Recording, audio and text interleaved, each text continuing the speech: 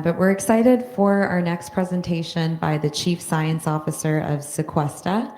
It's Dr. Tim Olmasov. And CQUESTRA is a carbon sequestration company that harnesses the abilities of plants to store carbon deep underground, developing gene-edited carbon credit-generating traits that will be licensed to seed companies who will deliver a seamless purchasing experience to farmers. Please welcome Dr. Tim Olmasov. Well, while my slides have been loaded, I want to start with thanking my phone and symposium organizers for giving CQUESTRA a chance to pitch our technology that actually was developed and grown here locally in San Diego at Salk Institute. Salk has received tremendous philanthropic funding to get that program started, and last year we thought it's about the time to start commercializing the technology. And, I came to San Diego last year as well after successful exit of a company called CQUESTRA.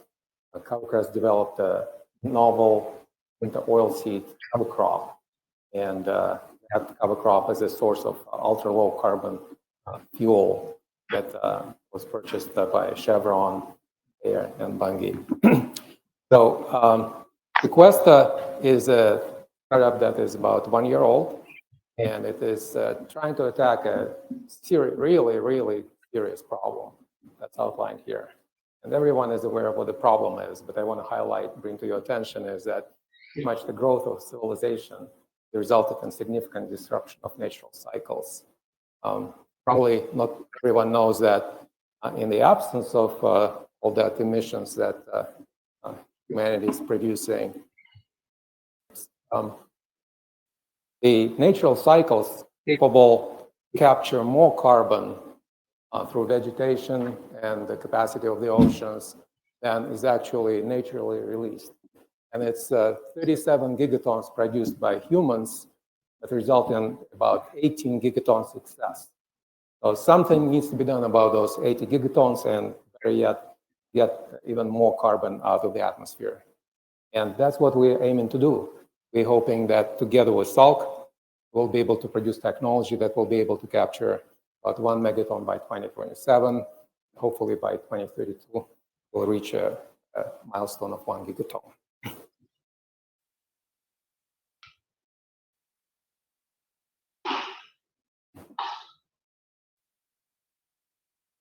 Sure, my slides are not moving. Trapped.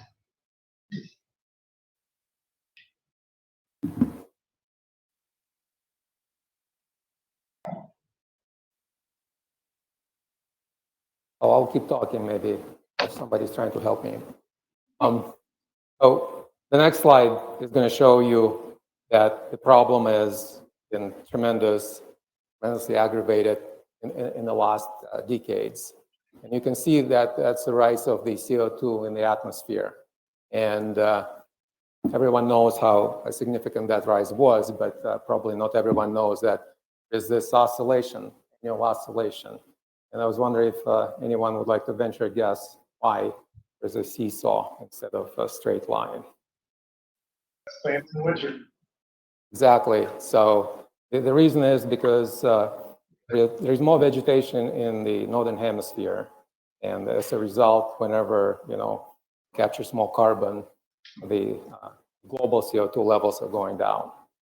So that pretty much shows you the capacity of natural plants to capture and store carbon. And how does it do it? It does it through the roots. So this slide, this chart became my favorite chart, showing that the deeper you go, the older organic carbon is. So I did not know that until I joined CQUESTRA, but look at this. If you reach a level about 30 centimeters, then essentially over 60% of carbon is more than 100 years old. If you reach a level of 50 centimeters, that's about 300 years old. And if you reach 1 meter deep, over half of it, over 1,000. So pretty much tremendous. The depth matters a lot. So the vegetation that falls on the ground goes back into the air very quickly. If you store carbon deep, the root system, it's stored and captured there, deep, maybe forever for, our timelines. And this is an example of the technology that we're trying to commercialize that was initiated. So these model plants, Arabidopsis, is showing you that if you harness the power of genetics, you can actually increase the root systems dramatically. These are just single genes mutations.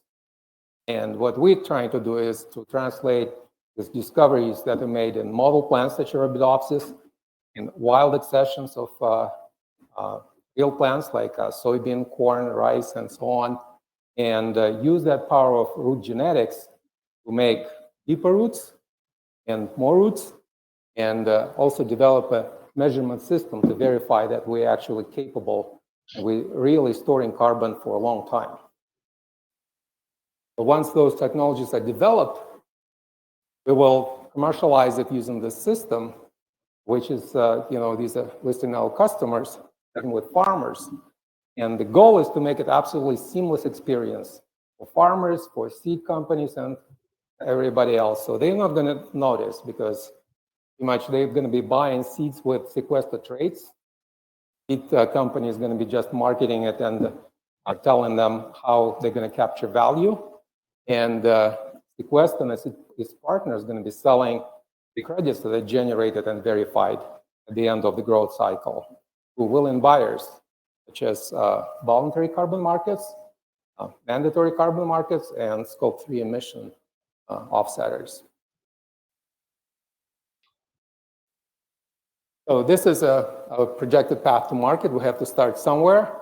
And our goal is to start with the oil seeds that I'm most familiar with, starting with covercress and canola and soybeans. These oil seeds are often used as feedstock for low carbon intensity fuel. And if they're capable to store more carbon in the ground, it further results in the reduction of the carbon intensity score of the biofuels made from these oil seeds. And it creates a really seamless value capture mechanism for that value created through capturing more carbon in soil. Longer term, we're going to have products in sorghum, rice, and so on.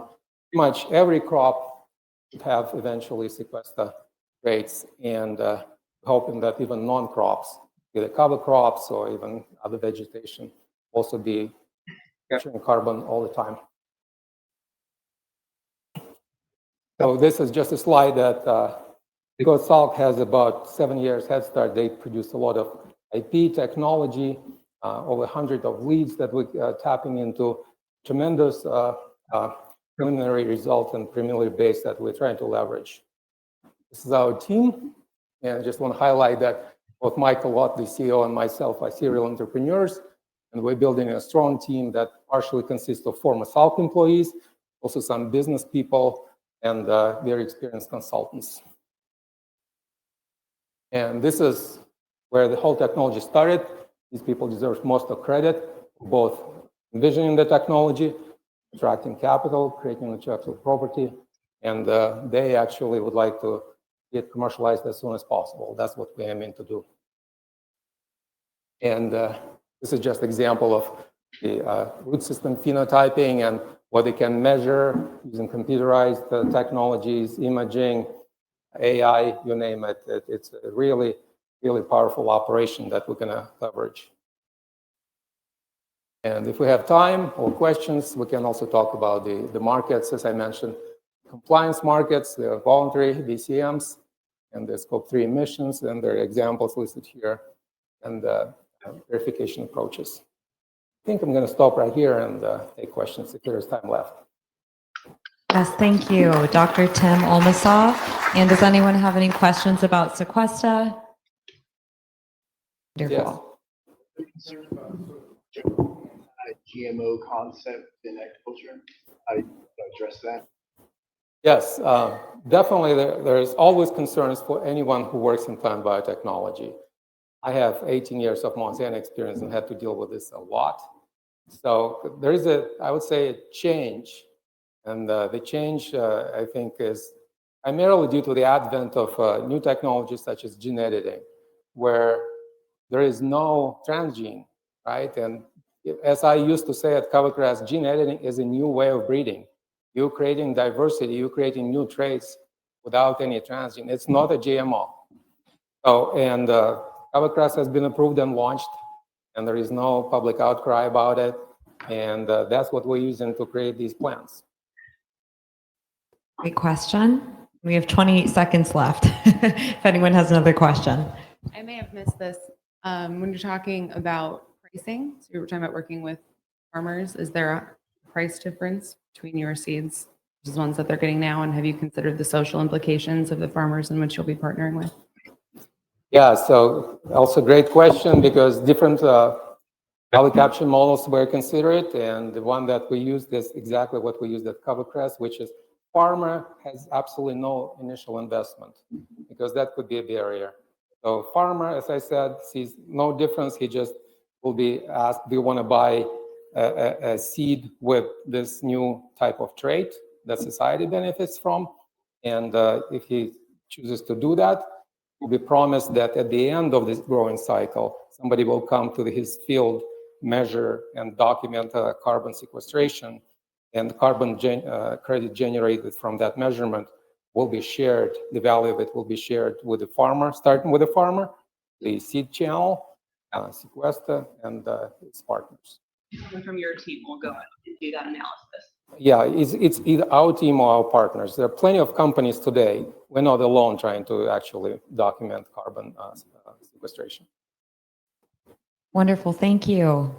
Thank you. Thank you. And